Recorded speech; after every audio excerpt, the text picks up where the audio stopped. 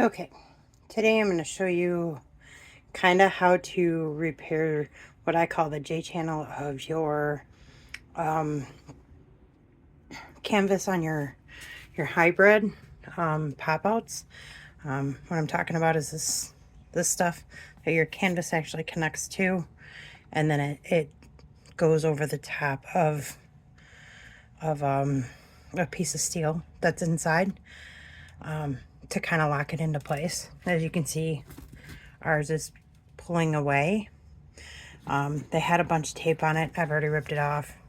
And now I'm going to work at fixing it in a much better way than tape. So to do so, the things you're going to need is a sewing awl.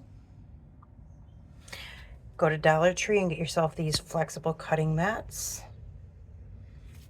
I'm using a paper cutter to cut the mats, so I have a little bit of a straighter edge.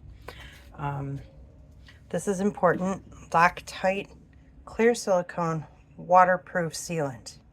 It must be the waterproof sealant. I have a 1/4-inch nut driver on a cordless impact, but anyways, that's to remove these screws, or these self-tapping screws that are in here.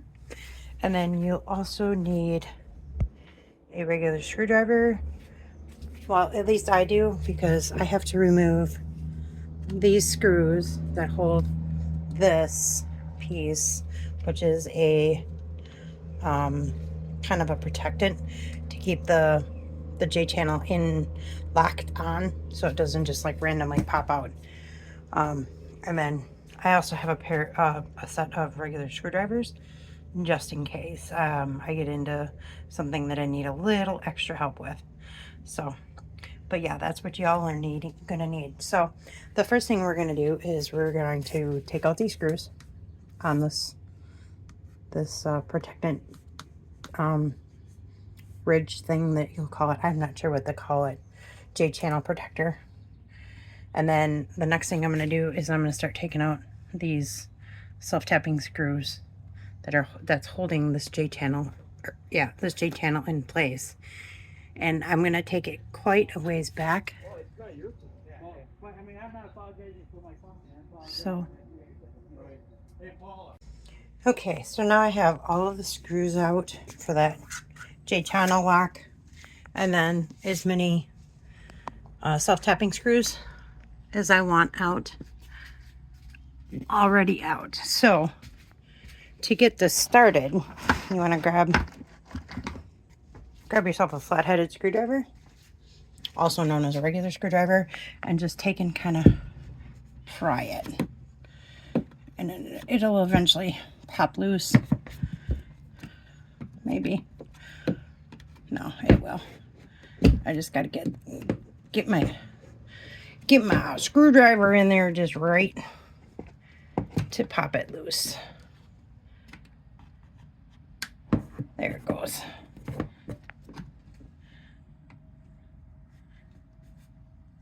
And then there you go.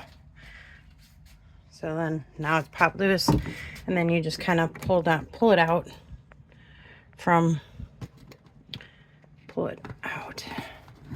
as far down as you want to go, which is right there is where I want to stop.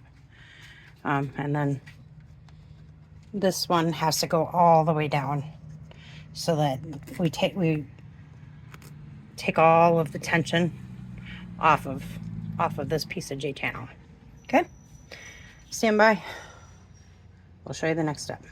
So the next thing you're going to want to do is you want to assess just how far back does cracking really start, and you want to kind of reinforce wherever it actually is. So mine actually starts like way back here from where it actually separated. So we go from here to here. So that's where you actually kind of want to start to reinforce what is already giving up. And then you just take and cut a piece of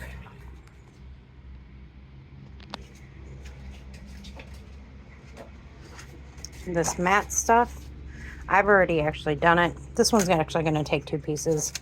And then when I go to do this one, it will have to overlap, and that's where I'll have to use some of the sealant to seal the 2 pieces together so that so it doesn't leak there. And then, yeah, you put this in, when you start, you'll just kind of tuck it in under the J channel. And then you start using your sewing awl to start stitching it in. And then you stitch it until you run out of plastic or whatever. And then move on. I'll be back when I get a couple of stitches in. Okay, so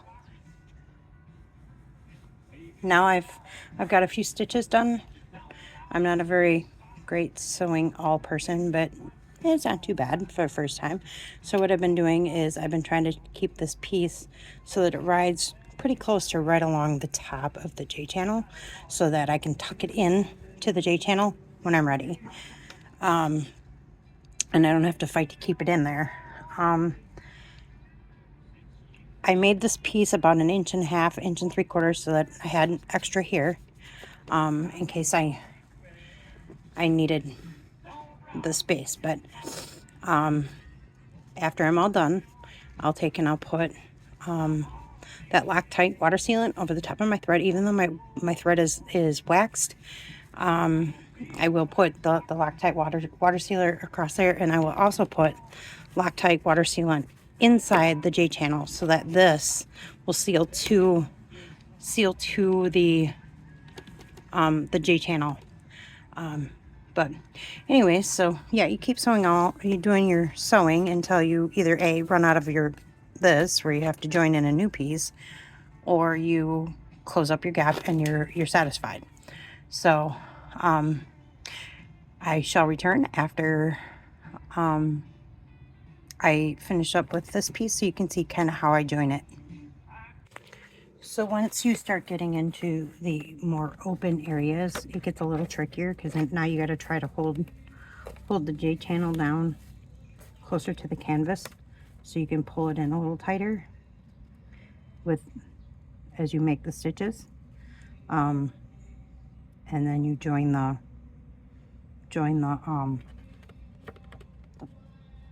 cutting mat to the stitch, but you have to bring it close so that you can close up that gap.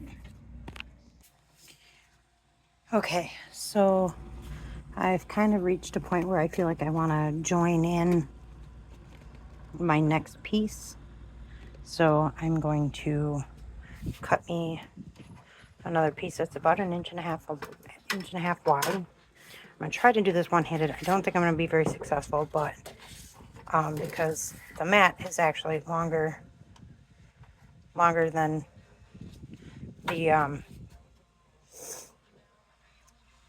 the cutter is. Yeah. So it usually takes 2 hands. So stand by. I can already tell you right now, I'm gonna have to have 2 hands. So hold on. Okay, so correctly you should put it in on this way so you know you're going 1.5 inches. Obviously. So there you go. So stand by, and now I'm gonna cut it. All right, I've got it cut. Obviously it's not completely straight, but it gives me a decent piece to work with. So now I'll join the two together. Stand by and I will show you what it looks like when I get them joined together. So because this is going to take more than one hand to join them together, I just took a piece of waterproof tape and taped them together just to hold them together for right now so I can get stitching. Okay, so now I've got the 2 pieces joined together and I've taken that piece of tape off. And I'm just going to keep stitching until I feel I'm in a secure spot, and then I'll finish it off. Okay, so I have all my stitching done. So to tie this off, you just do a basic square knot. So that's what I'm going to do next. and then I'll be right back.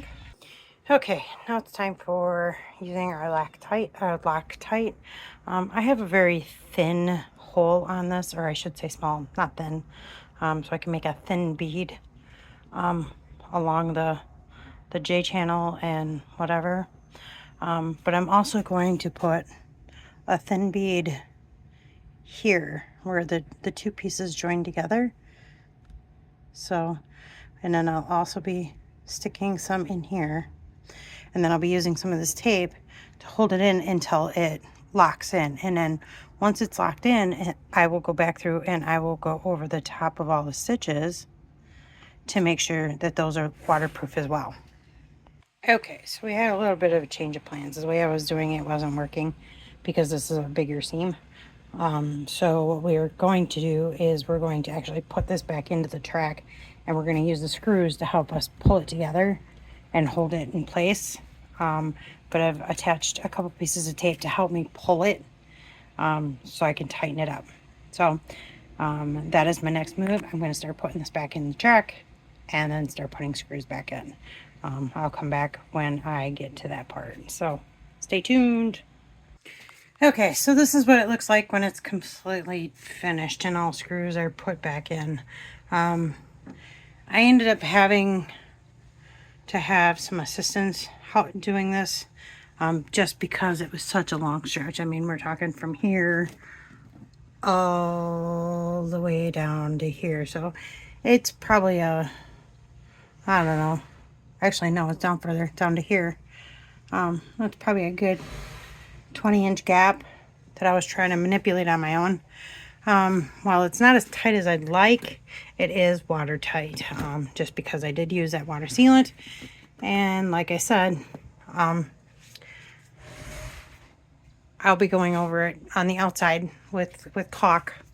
I'll show you what I mean in just a second, as soon as I go outside. So pausing.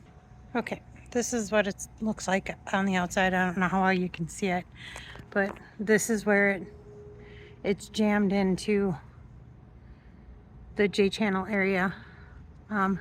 Screws are tightening it to the frame, and then what I'm going to do is I'll come through and I'm going to throw some more sealant up in here, some more caulk, and then I'll probably throw a bead of caulk under as well. I haven't decided 100%, but I think as a safety precaution, I'm going to. But yeah. So that's how you fix your bunk ends so you don't end up with all the gaudy tape. Doesn't look new, but it looks better than that tape. Again, this is what it looks like on the inside, just so you can remember. And so you kind of have a visual, because you didn't get to see what it looked like all taped up. I'm going to show you another bunk end that I have to do that is all taped up. Oh. I'm going to try to, because that bunk end is still folded up. So I don't know if I'm going to be able to show you or not, but we'll try. So hold on. Okay, so I ended up having to fold down the bunk end. But, I mean, this one isn't as bad as the one that I just did. And it was really taped up. But this is what I mean by it was all taped up and just doesn't look real aesthetically pleasing. I have two more corners I need to do. So that being one and this one being the other. But I've done 5 out of 6 on this camper. And I can show you the other 2 that I've done. So that was the one that we just did. This is one that I did a couple days ago. And then this is another. So yeah, that's how you make your bunk ends look a little more aesthetically pleasing and watertight. So If you have any questions, leave them down in the comments, and I'll get back to you as soon as I can. Thanks for watching. Have a great day. Bye.